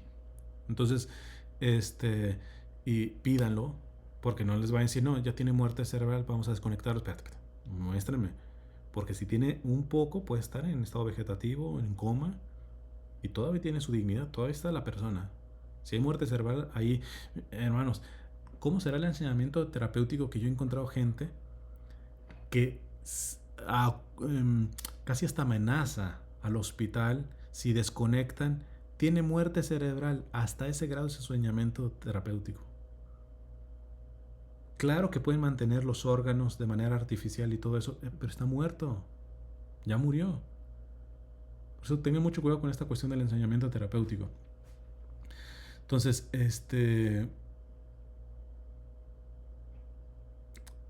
no sé dónde me quedé, dice, es siempre engañoso pensar que el estado vegetativo y el estado de mínima conciencia en sujetos que respiran autónomamente sea un signo de que el enfermo haya cesado de ser persona humana con toda la dignidad que le es propia. Al contrario, en estos estados de máxima debilidad debe ser reconocido en su valor y asistido con los cuidados adecuados. El hecho que el enfermo pueda permanecer por años en esta dolorosa situación sin una esperanza clara de recuperación implica, sin ninguna duda, un sufrimiento para aquellos que lo cuidan. Recuerdo Cerati, este cantante, no sé cuántos años duró y que en la mamá lo curó en coma. Y el Papa Francisco como aplaudió, dijo, o sea, como esta señora, porque en tantos años, ya no me acuerdo cuántos años fue lo que estuvo en coma, pero varios, que siempre estuvo ahí, desconéctelo ya. Entonces, hay que tener conciencia de esto. Puede ser útil recordar lo que nunca se puede perder de vista. Bueno, y además, ustedes saben, hay gente que ha salido del coma después de años de estar en coma. Que no es muerte cerebral, repito. Puede ser útil recordar lo que nunca se puede perder de vista en relación con semejante situación dolorosa. Es decir, el paciente en estos estados tiene derecho a la alimentación y a la hidratación. Alimentación e hidratación por vías artificiales son, en línea de principio, medidas ordinarias. En algunos casos, tales medidas pueden llegar a ser desproporcionadas o porque su administración no es eficaz o porque los medios para administrarlas crean una carga excesiva y provocan efectos negativos que sobrepasan los beneficios. Evidentemente, hasta con los enfermos de coma, a los que están en estado de coma, en estado vegetativo, también se aplica la parte de no ensañamiento terapéutico. Pues bueno, yo creo que lo voy a terminar aquí, porque sí son 1 hora 47 de contenido. Voy a ver si trato de quitarle el audio, porque me parece que esto es uno de los temas que necesitan difusión, inclusive hasta en podcast. Pero bueno, ya saben ahorita los problemas que estoy teniendo por internet. Pero bueno, ya ojalá que les pueda servir.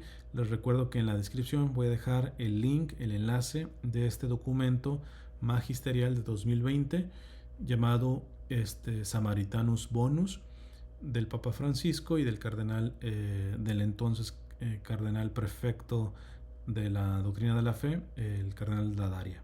Esto fue dado el 25 de junio de 2020, aprobado por el Papa Francisco. Terminamos con una oración diciendo: Dulce Madre, no te alejes, tu vista de nosotros no apartes. Ven con nosotros a todas partes y solo nunca nos dejes, ya que nos proteges tanto como verdadera Madre. Haz que nos bendiga el Padre, el Hijo y el Espíritu Santo. Amén. Que Dios les bendiga y será hasta la próxima.